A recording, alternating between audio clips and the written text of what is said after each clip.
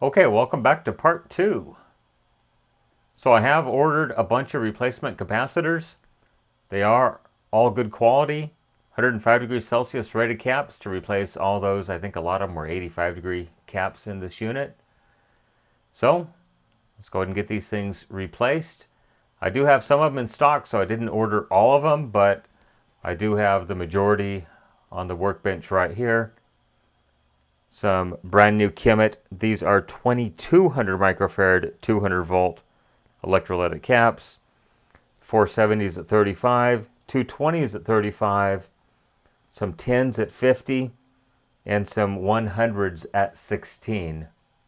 So let's go ahead and replace every capacitor in this unit. Now I did talk to the customer. He's not interested in the speaker level inputs and outputs. So we're going to leave those two bipolar capacitors alone and not even worry about those because he does not use that input. So let's get started.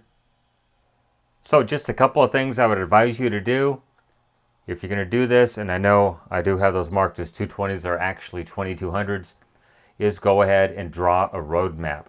Now the roadmap on this one is inverted because I'm looking at the bottom of the board on these things. So if you notice, the negatives are on the left on these two capacitors, and over here they're both on the right. So I'm looking at it with this thing upside down like that. That's how I do my ESR measurements.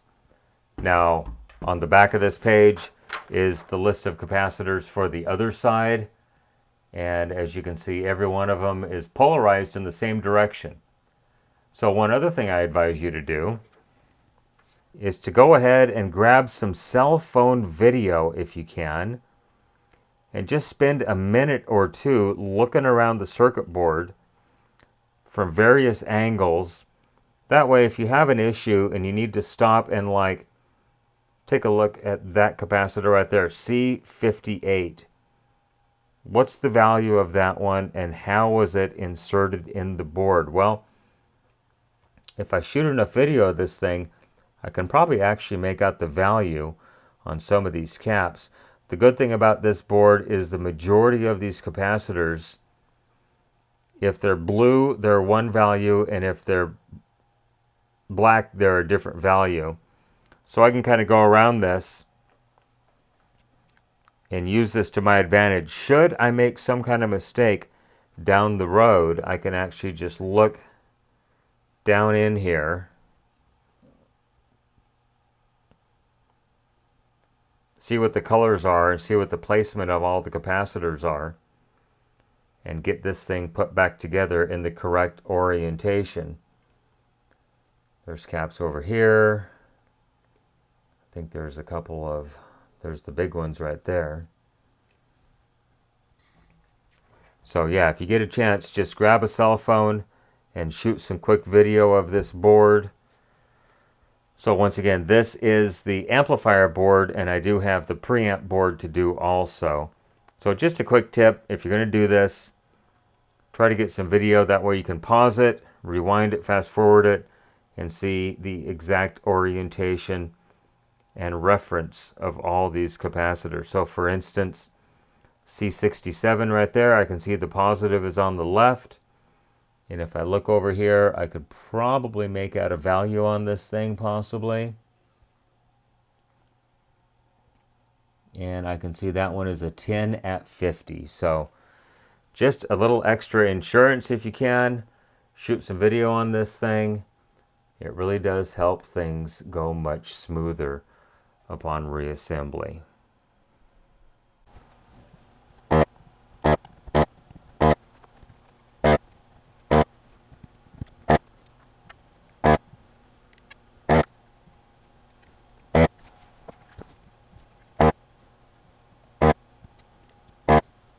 I did manage to get every capacitor changed. Please be aware that if you're doing these at home, the power amp circuit board is extremely fragile.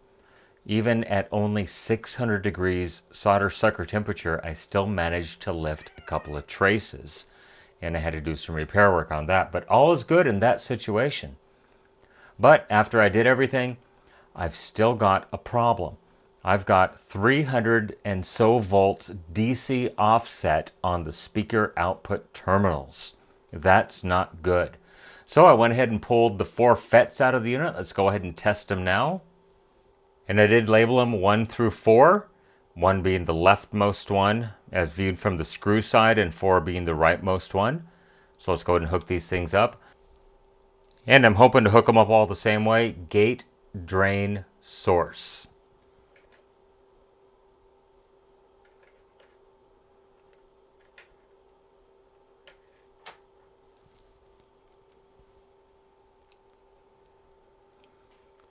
Gate, drain, source, 558 millivolts, NPN MOSFET, 2.68 nanofarads, and a voltage of 4.6 volts on the first one.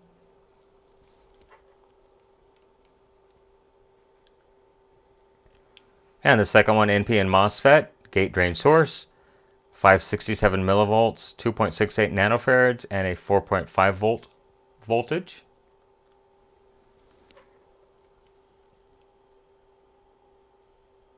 And the third one, NPN MOSFET, gate, drain, source, 567 millivolts forward voltage, 2.69 nanofarads, and a voltage of 4.6 volts.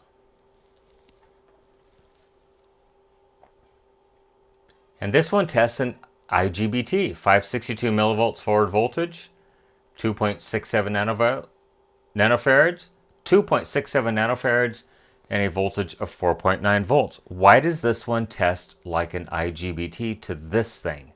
I don't get it. Anyhow, I'm going to go ahead and order 4 new FETs for this thing. Hopefully that'll take care of the problem. And I'm also going to go ahead and replace the 2 FET drivers that this thing has. But before I do that, I'm going to go ahead and probe the 4 FET gates with an oscilloscope and see if I see any irregularities. So unfortunately, I could not find an exact replacement jack, so I did have to go ahead and use this insulated jack. So it does have the shield, the tip, and then it is insulated from ground. I'll get it flipped back over here where you can see. And I did have to attach an earth lead to the ground. So as you can see there, the black lead is the shield, and then the center white lead is the hot lead, and then the far left, it's actually a gray lead, but it looks white on camera. I actually had to solder it to that nut and put a small washer under it. I did scuff up the aluminum so it made good contact, but it needs an earth or a ground reference. So I got that going. Just a word of caution.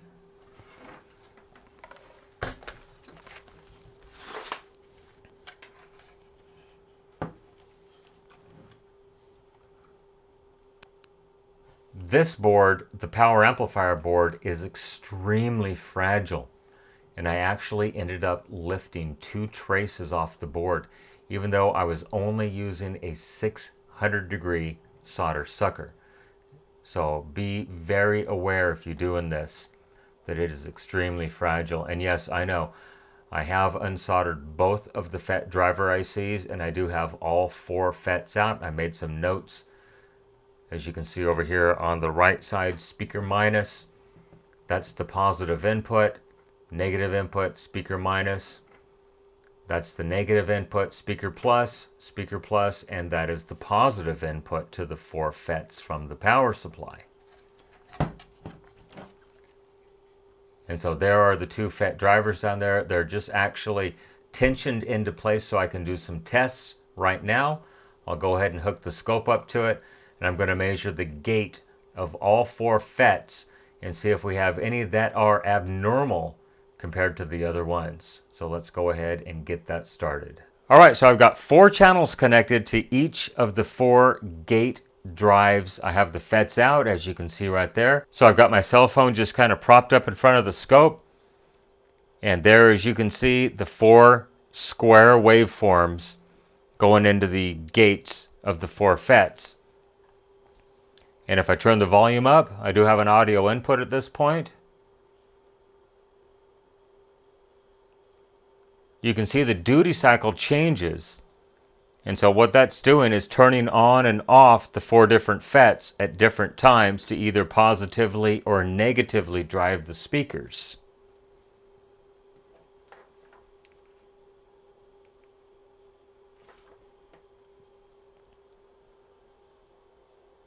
As you can see, there's some bass right there, booming. So I'm hoping that once we get 2 new FET driver ICs, which appear to be just fine, I'm just going to go ahead and replace them just to be safe, and 4 new FETs, that this thing will be good. Because if you notice, when I turn the volume down all the way, it's pretty close to a 50% duty cycle. It's kind of jumping around between about 37 and 49. That might be a problem we have to address later. I'm not sure until I can actually get it connected to a speaker and see what it's going to do. But as you can see, it's running at 62.5 kilohertz, and there's about a 15 volt, and there's about a 18 volt peak-to-peak voltage. So hopefully, with any luck, this thing will be saved from the recycle bin once some parts arrive.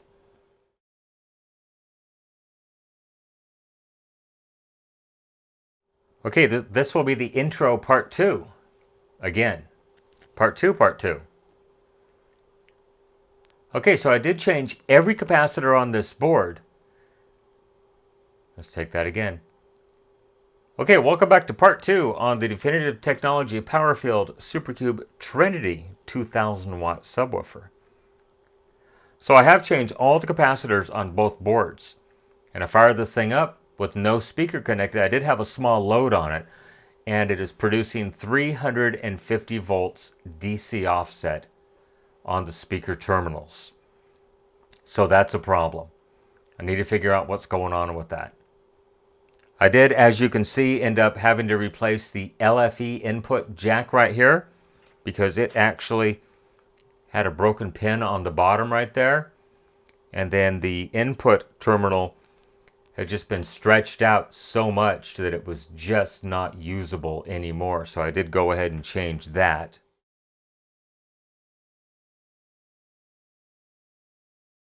Up on the bench right now, a Definitive Technology PowerField SuperCube Trinity subwoofer.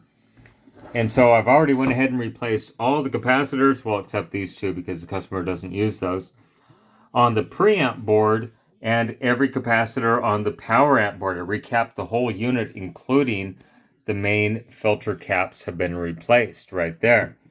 So there is all the capacitors. I did have to replace the LFE input jack because it was bad, and I had to actually use a standalone jack because it needs to be isolated from the chassis. So it has the hot lead, the ground lead, and a chassis ground going into it as well, or an earth ground. But I've got a problem with these 4 output FETs right there. So I'm going to go ahead and get some on order if the customer approves them, as well as the 2 driver ICs right down there, because this thing has a 320 volt DC offset on the speaker terminals, which are right there, and the other one is right down there, just left of the black lead. So hopefully some new FETs and some FET driver ICs down here take care of the issue. So these are just kind of loosely installed right now. They're not even soldered, but I do have tension on them so I can do some testing. So hopefully this thing will be up and coming in some time on my NorCal 715 channel, because Mauser says these are on back order until the late part of May. So hopefully there'll be a follow-up on this thing, the Infinity SuperCube.